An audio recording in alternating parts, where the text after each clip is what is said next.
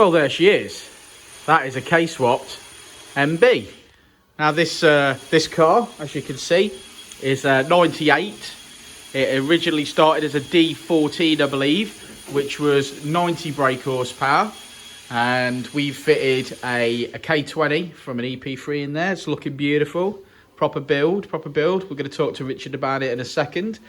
Obviously, we've not only fitted it, but we've mapped it. So we'll talk about some power figures in a moment. But check that out.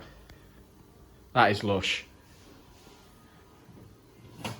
That is lush.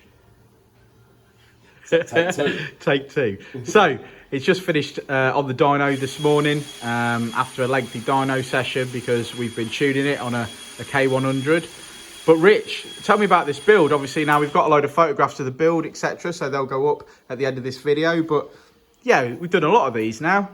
Yeah, we've done quite a few. There's a lot of stuff on this one. It's a little bit different because it's a 1.4. Or started off life as a 1.4, 90 brake, which I think you already touched on earlier. Yeah.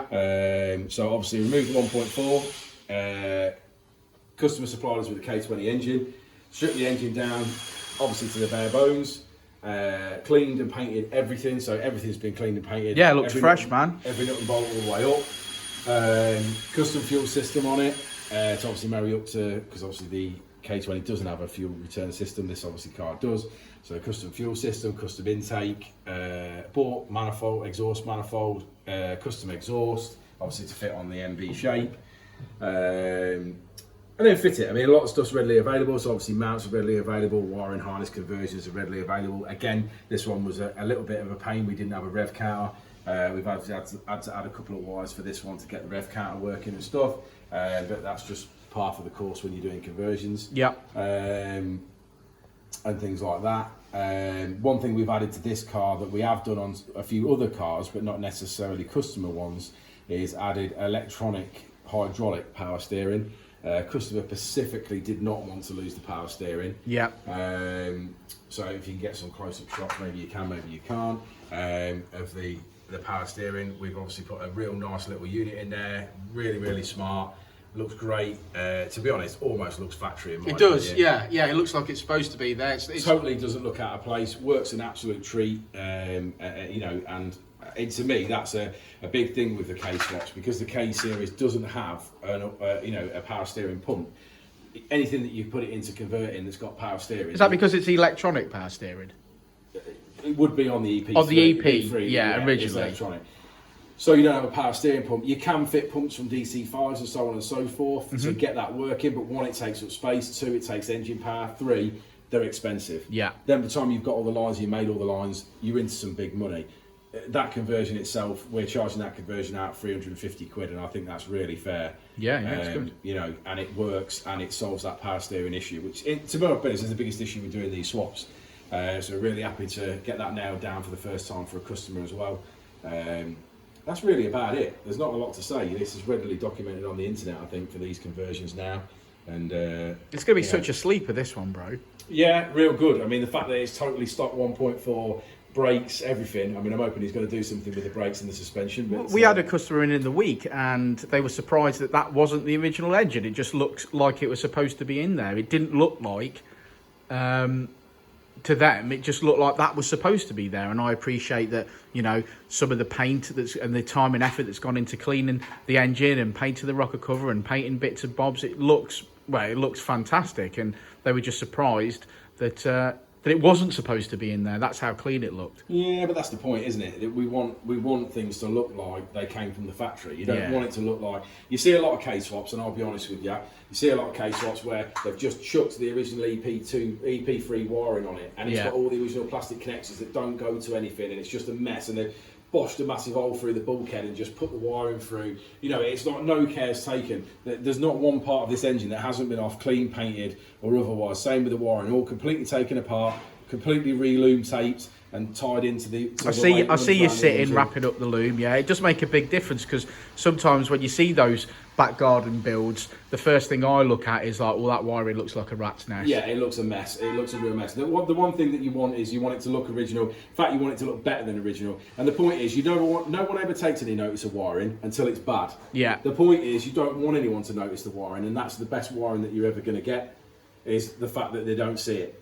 Because it's only when it's a mess that they take any notice. Oh, it's a mess, don't it? Yeah. You know, so we've gone for a full length rad and modified that to fit and gone in, which is a real good. That's from Kswap, isn't it? Yeah, we supply these. Yeah. So a massive step up for cooling. Obviously, with the fact that the engine's gone up by 150 horsepower. Sure. You know, get plenty of cooling going on.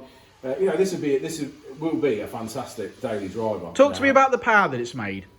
We finished today on. We've done a few runs. We've an averagely between 235 and 240 is where we've been today. Yeah, so we finished at like 240 brake horsepower, and that's 200 at the wheels for anyone who wants to see that. But yeah, I mean, that's going to be quick, isn't it, in that car? Certainly, quick in this car. Quick, quick for a going from 90 brake horsepower to 240. You'll certainly feel that difference for sure.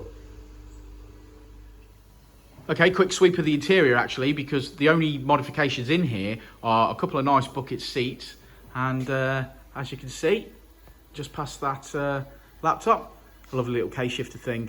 That does look trick. Yeah. So this whole job was a drive-in, drive-out service, Richard. So the actual car was dropped off running.